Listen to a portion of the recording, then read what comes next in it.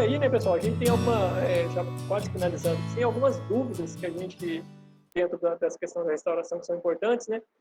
E especificamente para alguns tipos de ecossistemas, a gente tem pouco conhecimento técnico sobre como promover restauração. Os campos rupestres, em áreas de campos rupestres, principalmente onde houve invasão, por exemplo, e colonização de espécies gramíneas exóticas, a restauração é bastante complexa, né? Mata seca, por exemplo, que inclusive é um ecossistema que existe aqui na Gruta Rei do Mato, né? É bastante complexo e pouco conhecido em como se promove a restauração. Restingas, por exemplo, em região costeira, né, no país, também tem uma dificuldade grande para se promover. Algumas formações na Caatinga, por exemplo, são bastante difíceis de serem restauradas, especialmente para essa questão da seca, que é muito prolongada, né? Seca que dura vários anos, né? Então, são lacunas que a gente tem. Hoje, a gente já tem um grande arcabouço técnico para restauração, principalmente em ecossistema de floresta, né, na Mata Atlântica e na Amazônia. Essas duas situações, de maneira geral, a gente pode falar que a gente consegue realmente trabalhar com restauração. Nas outras, a gente tem exemplos mais pontuais.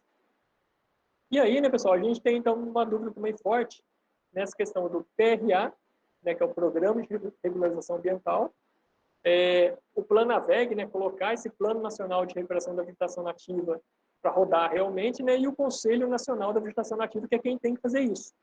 E aí o Conselho Nacional, no decreto foi criado, foi publicado lá em 2017 pelo Michel Temer, ele previa a participação, por exemplo, da organização civil dentro do Conaveg, né? Então, assim, ONGs tinham assento dentro do Conaveg, ONGs ligadas à pauta ambiental, por exemplo.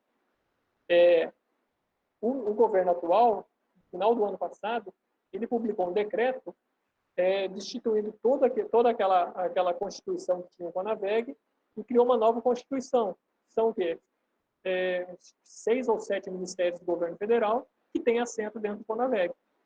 Ou seja, vamos supor, o Ministério da Defesa tem assento dentro do Conaveg, o Ministério da Justiça tem assento dentro do Conaveg.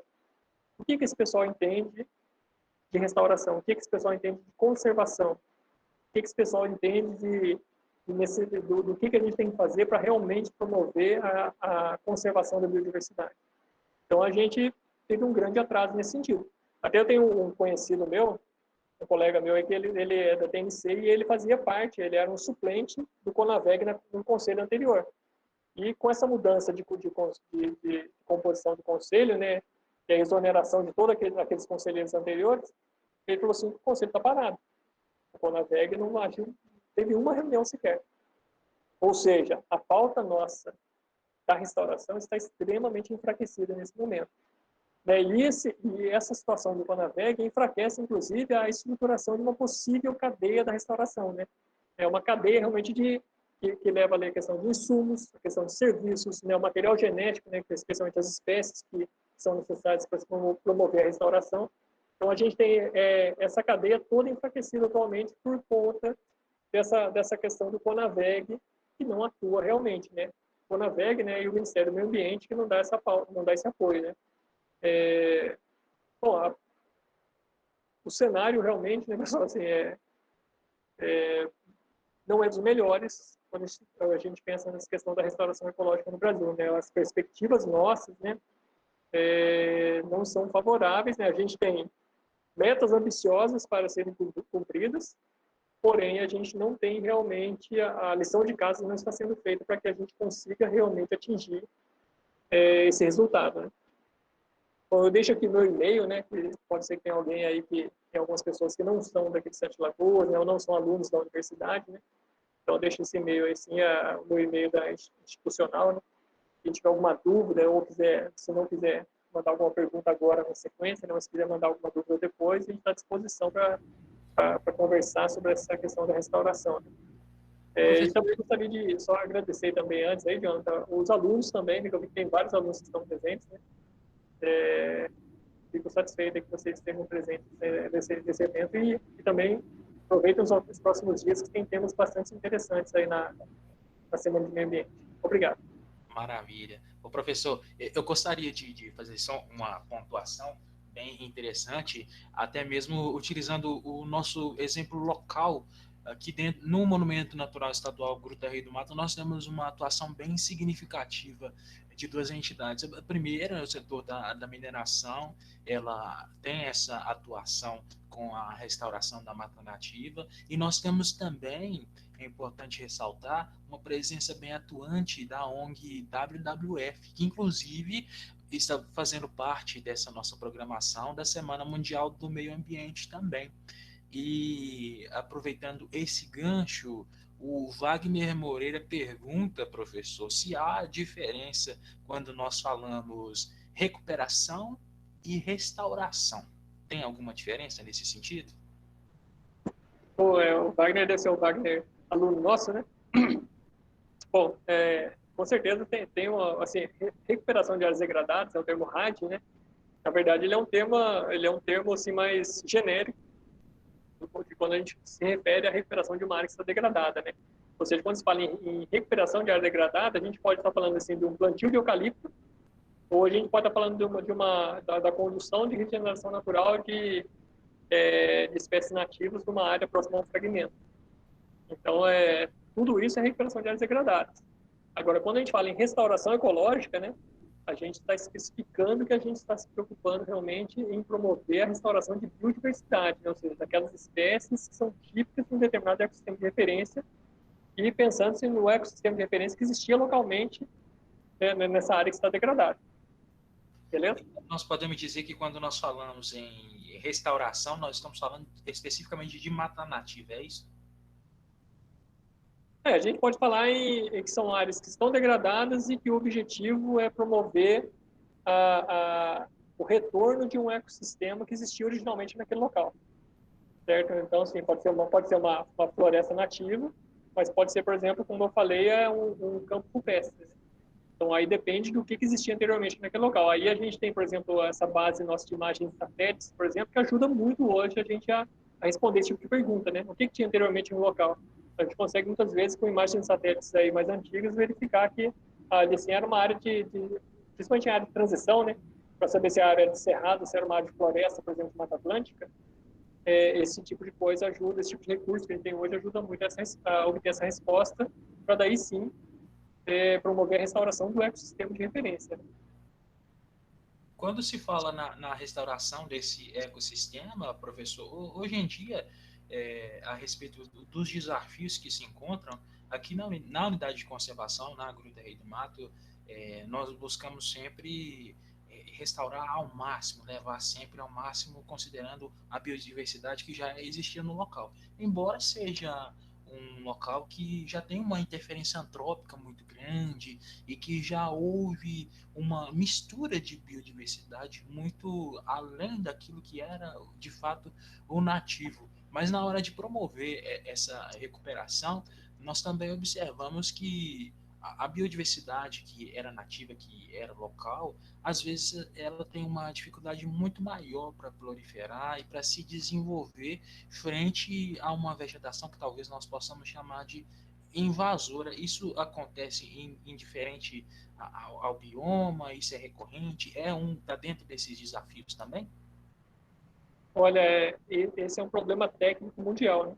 Então, assim, a gente encontra artigos nos periódicos científicos aí de vários ecossistemas diferentes, de várias situações diferentes de degradação em que as espécies exóticas comprometem bastante esse curso da restauração, né? Ou mesmo, muitas vezes, chegam a inviabilizar a restauração. Então, esse é um problema técnico de solução bastante difícil, né? Só para pontuar, por exemplo, hoje a gente tem um trabalho que vem ocorrendo principalmente no centro-oeste do Brasil. Acho que aqui em Minas tem um parque estadual, acho que é Sempre Vivas, na região de Diamantina, ou para cima de Diamantina, não sei, mais naquela região, em que se faz uso do fogo, por exemplo, para poder eliminar a espécie exótica invasora e promover a regeneração natural das espécies nativas. E com o uso do fogo feito de maneira controlada, estão conseguindo realmente atingir essa condição de aumentar a riqueza de espécies nativas nessas áreas. Mas, assim, controle de espécie exótica invasora é um problema bastante sério e que onera bastante o trabalho de restauração. Maravilha, maravilha. Um desses invasores a gente até observa que tem relação até com um dos maiores problemas que as unidades de conservação enfrentam hoje em dia, que são os incêndios florestais, é o tal do capim. Capim, né? Dentre eles o capim-elefante, que não é nativo do Brasil, né? Veio da África, a maior parte das espécies, e que é um tipo de vegetação que tem uma facilidade muito grande para se proliferar em diversos ambientes. E às vezes é possível perceber de uma forma muito nítida que esse capim ele acaba muitas vezes sufocando a vegetação que de fato nós queremos que se desenvolva e que se restaure na maioria desses locais. E acaba que, principalmente nesse período que nós estamos agora, que é o período que nós chamamos de crítico, é o período em que nós temos uma umidade relativa do ar muito baixa, uma recorrência de chuvas menor ainda, a vegetação acaba secando muito e esse capim acaba virando combustível para incêndios florestais. A nossa gestora Maria Honorina, ela pode falar bem mais a respeito desses desafios que a unidade de conservação ela enfrenta, principalmente ao longo dos últimos anos em que ela está à frente da gestão da unidade e ela tem feito um trabalho tentando levar a restauração de todos esses ambientes, um trabalho muito bacana. Então ela pode falar até com uma propriedade muito grande a respeito desse desafio, principalmente. Professor João, o senhor conhece a nossa unidade, nosso conselheiro, né? Sabe bem o transtorno que nós temos lá todos os anos, né, com os incêndios. E a nossa unidade, ela toda é margeada, a borda, né, em torno da unidade, toda de capim, de todas as espécies, de brequiária, capim meloso, capim elefante, mais outros aí, né? Então, assim, são várias espécies de capim que parecem concentradas tudo na Gruta Rei do Mato, né? E a gente tem áreas, por exemplo, dentro da área da unidade, bem vista, que está tomada de capim. E a gente está, desde que eu fui para lá, a gente está tentando, de alguma forma, recuperar, né? A gente tem trabalhado muito nesses 2 últimos anos de coleta de semente das espécies lá da gruta mesmo, né? Para a gente poder ir fazendo as mudinhas e ir levando para o campo, né? De alguma forma. Não é fácil. É um trabalho muito árduo. Eu gostei demais da sua palestra. Ela vem, assim, me reforçar mais ainda o meu desejo de recuperar as áreas degradadas lá da Gruta Rei do Mato. Eu e meus colegas lá, minha equipe de trabalho, a gente tem feito um trabalho árduo em cima disso. Esse ano, o governo de Minas assinou um decreto, né, autorizando o MIF, que é o manejo de fogo integrado nas unidades de conservação, né? Isso para nós é um alento, então cabe agora às universidades começar a fazer um trabalho de estudo, né, de pesquisa. Na nossa área, por exemplo, tem área de cerrado que está tomado de capim, lá bem no alto, bem no miolo da unidade, e outras áreas, né, que tem uma vegetação mais densa que hoje está tomada pela forma que foi explorado, né, a mineração. Tem umas áreas que tem que fazer um trabalho realmente muito intenso.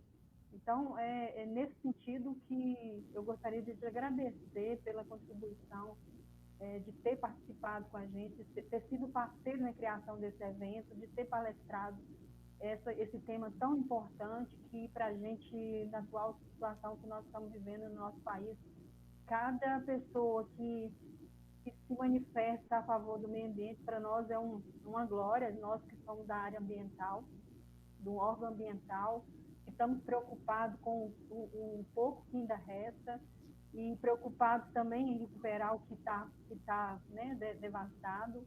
E eu acho que cada um de nós, né, se a gente tiver essa consciência e poder fazer, seja coletar uma semente, plantar e ver ela germinar, é uma coisa que é muito, muito importante para a gente. Eu me sinto tão feliz quando eu coleto uma semente de uma espécie que tem lá na gruta e eu vejo ela germinar e depois eu vejo ela de um tamanho para eu levar para o campo e ver ela crescendo. É uma felicidade fora do normal. E eu acho que um dos legados que, se Deus quiser, quando eu deixar de ser gestora da Gruta Rei do Mato, é deixar algum legado de alguma forma, que um pedacinho daquele lugar foi recuperado por mim, pela minha equipe, com muito trabalho, mas com muita dedicação, que não é fácil. E você sabe bem como é nosso trabalho lá, e acompanha, e nos ajuda também, né? A gente conta sempre com você. Muito obrigada, agradeço a todas as pessoas que participaram, né, desse momento com a gente, e convidar para as outras, né, seguintes aí. Tem bastante coisa para acontecer. Professor, o Márcio nos fez uma pergunta aqui a respeito especificamente do faveiro de Wilson. O faveiro de Wilson é uma espécie florestal nativa, endêmica de nossa região e extremamente ameaçada de extinção. Como utilizar esse tipo de informação para compatibilizar os objetivos da restauração ecológica e a conservação da biodiversidade? Para exemplificar, eu acredito que eu tenho aqui uma imagem do faveiro de Wilson. Para quem não conhece, eu vou colocar na tela para vocês poderem visualizar. Não poderia deixar de colocar essa pimenta na nossa discussão, né, gente? De jeito nenhum. Bom, né, Márcio? Bom, o Márcio, ele, para quem não conhece, né, pessoal, ele não é o pai do faveiro de Wilson, ele é o tio, né? O irmão ali. Na tela de faveiro de Wilson. Tá falando com o rapaz, o Márcio é quem tem um bom conhecimento sobre o faveiro, né? Mas, assim, eu acho que é uma espécie importante, né, no contexto regional nosso, né? Uma espécie ameaçada de extinção, né? Então, assim, eu acho que é uma espécie que deve ser incorporada em projetos de restauração na região, mas pensando-se na questão do ecossistema onde ele ocorre realmente, né? Justamente para introduzir o faveiro em áreas onde realmente o faveiro tem esse papel de ser uma espécie nativa, uma espécie importante para a conservação, né? Então, acho que esse é o papel, né? A gente poder fazer essa introdução da espécie, né? Lógico, né? Produzir as mudas, né? Com uma boa diversidade genética, né? Para não ter aquela questão de erosão gênica, tal, do processo lá de comprometimento posterior, né? Das populações, né? Mas, assim, é uma espécie que tem todo o potencial para uso na região, né? Eu acho que... E até acho que a conversa que eu tive com o Márcio anteriormente, né? O Márcio pode confirmar isso, né? É uma espécie que faz produção de mudas, né? As mudas do faveiro não é tão difícil de ser produzido, né, Márcio? Mais ou menos. Não é tão fácil assim, não, mas é possível. Na verdade, a ideia de colocar esse assunto foi, né, enfatizando uma espécie que nós podemos considerar nossa, da nossa região, uma espécie que, devido às suas características, né, bem específicas, ela está em um processo de depressão genética bem avançado, e isso se mostra na ocorrência da espécie da região. A ideia aqui não foi nem falar da espécie, não, mas sempre que eu posso, eu faço questão de divulgar aqui na nossa região, para os estudantes, para os profissionais, né, para que a gente divulgue a espécie, mas o objetivo mesmo foi só utilizar ela como uma ponte para a gente falar sobre seleção de espécies e objetivos de restauração, né? Eu não poderia nunca deixar de puxar a sardinha para uma espécie que eu trabalhei tanto e ainda trabalho, né? E é nossa, é daqui, podemos dizer que a gente anda aqui perto da universidade, perto da gruta ali, perto da Bombril, a gente vê muito faveiro de Wilson, e é uma espécie que é desafiadora, na verdade, a gente poder, primeiro, difundir a ocorrência dessa espécie nossa e utilizar essa espécie em projetos de restauração ecológica, mas também levando-se em consideração alguns critérios, como o endemismo que essa espécie tem. Existem outras espécies também que possuem essa característica de endemismo, e isso são características importantes quando você foca no objetivo de uma restauração e também visando a conservação da biodiversidade. Nós temos exemplo de um projeto de restauração que acontece dentro da Gruta Rei do Mato, né? É um projeto que, para a restauração de uma área que foi anteriormente degradada, mas por ela estar dentro de uma unidade de conservação, existem critérios que são utilizados para a seleção das espécies que são implantadas lá, preferencialmente espécies de matrizes ocorrentes dentro da unidade de conservação no seu entorno. Então, esses são alguns critérios que são importantes ao se definir seleção de espécies para utilização em projetos de restauração ecológica. Então, eu aproveitei só a deixa mesmo para falar um pouco do faveiro de Wilson, para que todos aqui possam conhecer essa espécie, que é muito bonita, é linda, e nós, por sermos daqui, por trabalharmos aqui, temos essa essa obrigação aí de trabalhar um pouco na conservação da espécie e conscientizar as presentes e futuras gerações para essa conservação da biodiversidade, que eu acho que é um dos objetivos do seminário, da Semana Meio Ambiente, que a gente está participando como um todo. E aí, né, Márcio, o faveiro tem um papel importante aí de funcionar, inclusive, como uma espécie bandeira, uma espécie chave, né? A gente pode considerar aí, porque assim, você conservando, criando-se um programa para conservação de uma determinada espécie, quando se pensa na restauração dos ecossistemas onde aquelas de referência típicos que aquela espécie ocorre, né, a gente também está conservando outras espécies, né? Então acho que esse é o ponto importante, né? Você não está se conservando apenas uma única espécie, né? Você consegue conservar de 20, 30 espécies ou mais, né? Eu acho que esse é um ponto importante de ser considerado, né?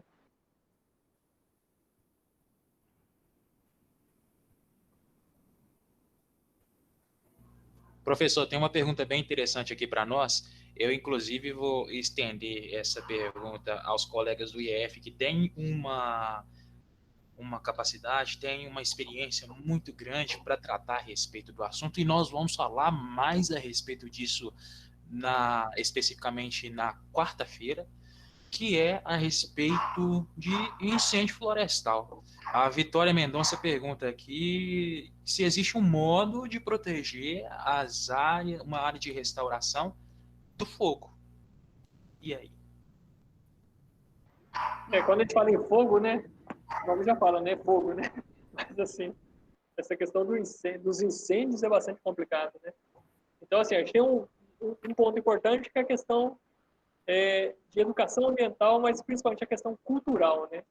Então, a gente tem essa questão cultural das pessoas de achar que riscar o fósforo assim no local, ou jogar uma bituca de cigarro e ver a coisa arder, entre aspas, né? Por isso que acha bonito, né? Então, assim, a gente tem essa questão cultural, eu acho que esse é o maior problema nosso, na verdade, né?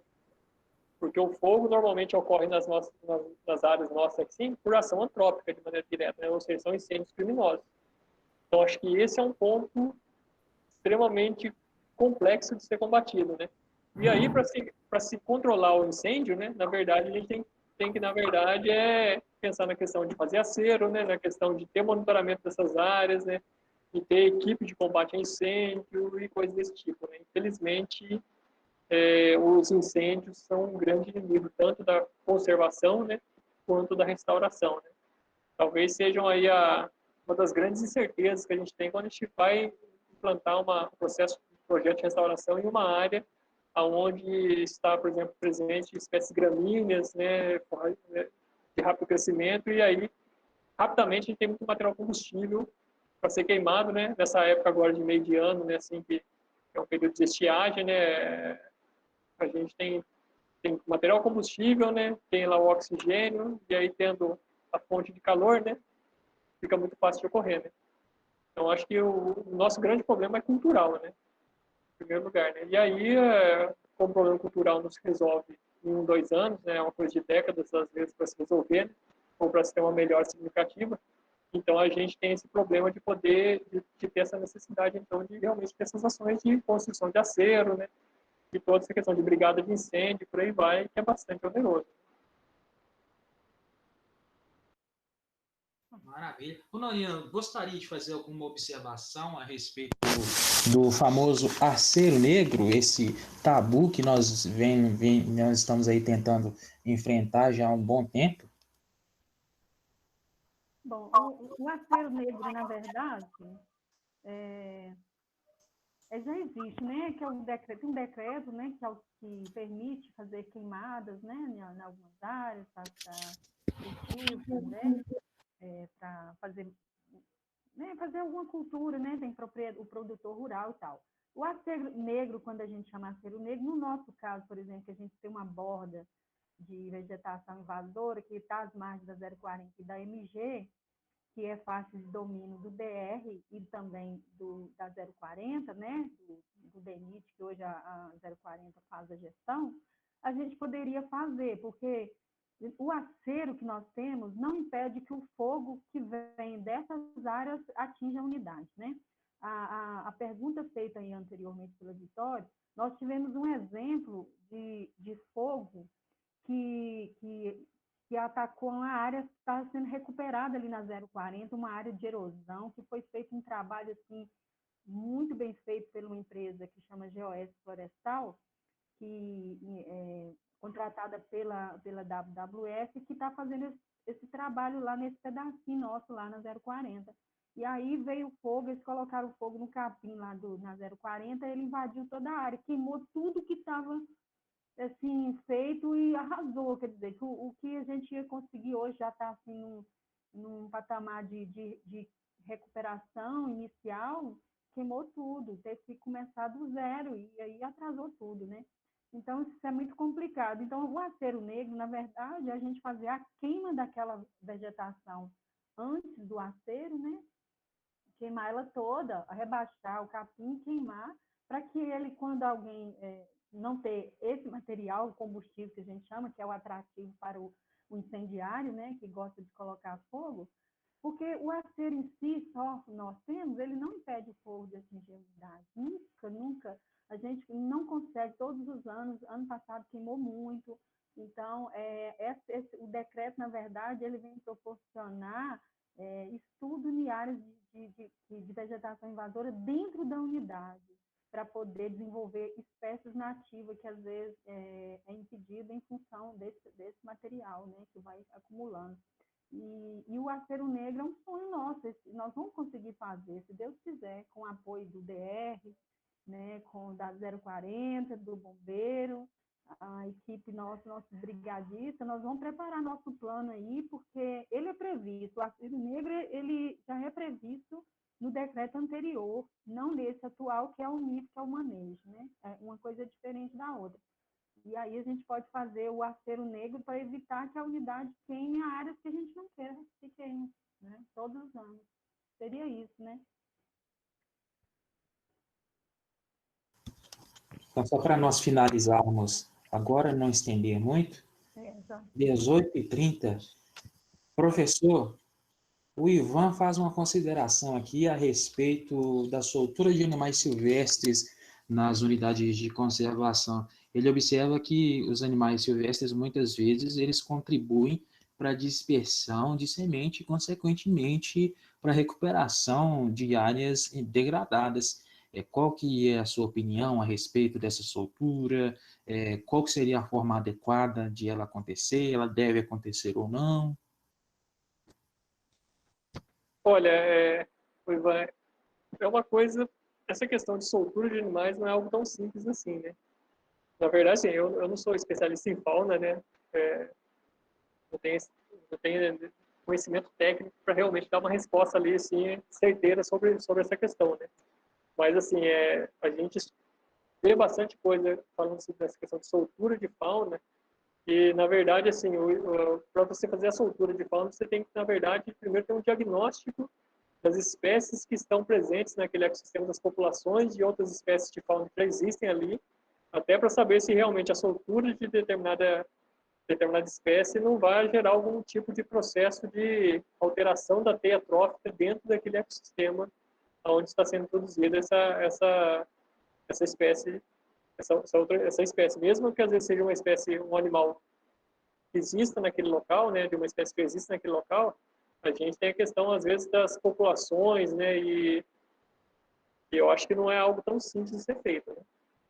Então, eu particularmente não me sinto confortável em falar assim, sou a favor da soltura, né, porque eu não tenho conhecimento técnico, né, para realmente poder falar isso de maneira assertiva. Agora, uma coisa que a gente sabe, dentro da restauração, pensando na questão de flora, é que é importante realmente introduzir as espécies de flora que têm papéis importantes para a manutenção da fauna, né? Especialmente nessa questão de oferta de alimento e de abrigo, né? Ou de criação de um microambiente favorável para a manutenção de certas espécies. Então, acho que esse é o ponto dentro da restauração.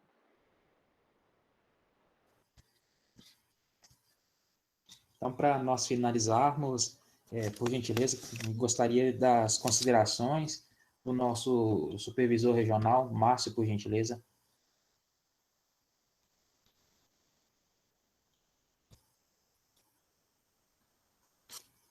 Márcio, seu microfone está desligado, querido.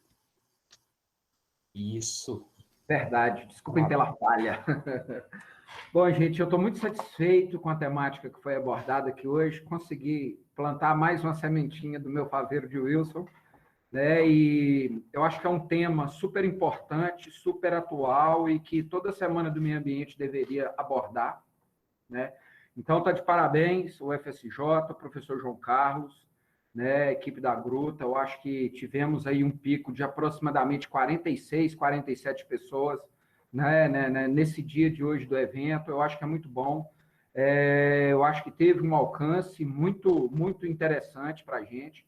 E esperamos que nos próximos dias, amanhã, quarta, quinta e sexta-feira, possamos fechar com chave de ouro, trazendo muita informação bacana, trazendo muita discussão interessante, muita informação importante. Eu só agradeço aí a participação do professor João, participação aí dos professores da UFSJ que estão aí. Não conheço todos, mas eu já consegui mapear alguns. Como eu falei no início, Ecosul está aí, os colegas do IEF, do nosso Regional Centro-Norte, de outros regionais que estão prestigiando o evento, alunos da UFSJ, comunidade em geral. Então, estou muito satisfeito, espero que todos tenham aproveitado aqui como eu aproveitei a tarde de hoje. Muito obrigado. Ô, Márcio, só para te deixar mais assim, feliz, que eu estou fechada com vocês no Faveiro de Wilson, e nós vamos fazer um evento, um dia de campo, num lugar que tem Faveiro de Wilson, uma comunidade, tá? Um Podem contar comigo, eu vou levar vocês em uns lugares muito legais, com um monte de Faveiro de Wilson aqui na região, aqui na cidade de Sete Lagoas. Isso mesmo. Está todo mundo convidado, gente. Bom, também gostaria de agradecer a todos aí pela presença. Eu espero ter contribuído um pouquinho para que cada um adquira um pouquinho de conhecimento sobre esse tema da restauração, os desafios que a gente tem, né, as perspectivas que a gente tem, né, e para que a gente no futuro consiga melhorar mais essa perspectiva nossa, né? A ideia é essa, né? Então, eventos como esse são importantes para a gente levantar essa temática no contexto mais local, que assim, né? Mas no caso do evento desse online, a gente consegue ter uma abrangência até maior, que acaba sendo mais interessante até do que o evento presencial nesse contexto, né? E agradeço a todos aí, estou à disposição, quem quiser mandar um e-mail, coisa e tal, a gente está à disposição para discutir essa temática e ajudar um pouco. Obrigado. Nonina, você gostaria de fazer alguma consideração final? Só agradecer mesmo os colegas, os professores, todo mundo que participou do evento. Estou muito feliz, a gente estava muito ansioso, né? Como se fosse assim, presencial, foi muito, muito trabalhoso, foi muito tenso esse final de semana, né? Até sexta-feira a gente estava aí na dificuldade para saber como que seria, porque tudo é novo para nós, né? E aí a gente vai se familiarizando com a ferramenta e vai gostando e vai dando tudo certo. Então, é agradecer mesmo a todos e desejar que essa semana seja bastante produtiva e que a gente consiga interagir muito bem na questão ambiental e futuramente a gente fazer muito mais trabalhos para a gente cada dia mais se fortalecer com nossas ações com o meio ambiente. E agradecer você, Jonathan, né, que me ajudou nessa ferramenta, que você tem um domínio, foi o facilitador de tudo. O Mário, meu colega que está aí, que eu estou vendo, obrigada, né, os colegas aí dos regionais, valeu, foi muito bom. Abração para vocês, obrigada.